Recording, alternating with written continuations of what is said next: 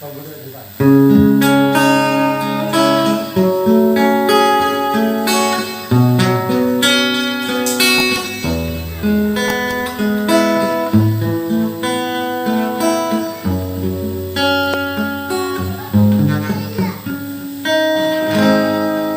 Nằm như một đóa hương phai, hương sao theo hôn theo những ngày dài, từng khinh đi qua trong em mang bao tiếng nỗi trái tim vỡ tan, lật lấy từng cánh rụng rơi nàng vẫn xót xa cho chính đời mình.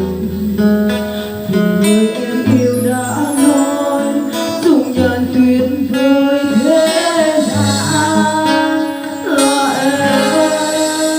Khi em như hoa nhạt màu anh quên khi ta có nhau, nhiều phút ân ái lần đầu cho tim càng thêm nhói đau.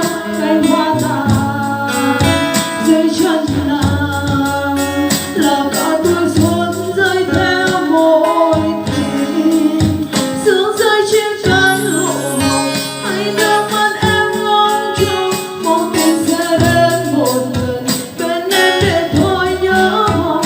Cánh hoa tàn dưới chân nàng là cả tuổi xuân rơi theo mối tình, nàng không cho.